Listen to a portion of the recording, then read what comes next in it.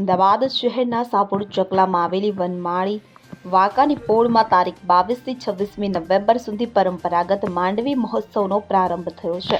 છેલ્લા 148 વર્ષથી આ મહોત્સવ પરંપરા મુજબ ચાલી રહ્યો છે. ત્યારે ઉલ્લેખનીય છે કે રાત્રે આરતી બાદ ફક્ત બહેનો જ પ્રાચીન ગરબા ગાય છે. ત્યારબાદ માતાજીને પ્રસાદી રૂપે પતાસાની લહાણી અપાય છે. માંડવી મહોત્સવ સમિતિના અગ્રણીઓના જણાવ્યા અનુસાર માતાજીની માંડવીમાં કુલ 125 નંગ તાંબાના કોડિયામાં તલના તેલના દીવા પ્રગટાવવામાં આવે છે. શિખર ઉપર ઘીનો એક મોટો દીવો પ્રગટાવવામાં આવે છે.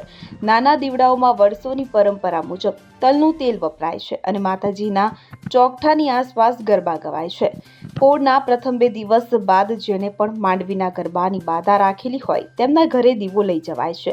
બીજા દિવસે તેમના ઘરે માતાજીની શ્રદ્ધા વિશ્વાસથી પૂજન અર્ચન કરી ધામધૂમથી ગરબા નીકળે છે.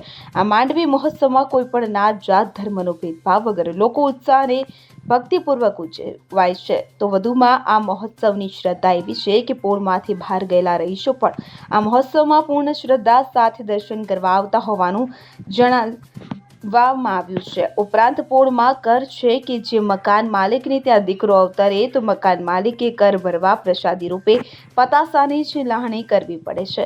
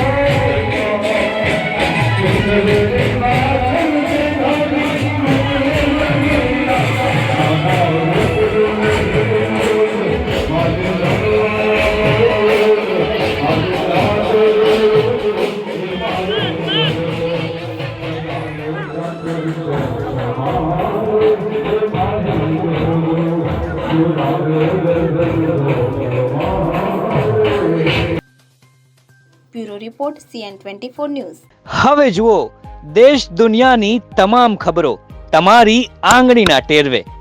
ઉઠાવો મોબાઈલ અને Google Play Store પરથી ડાઉનલોડ કરો અમારી CN24 ન્યૂઝ મોબાઈલ એપ.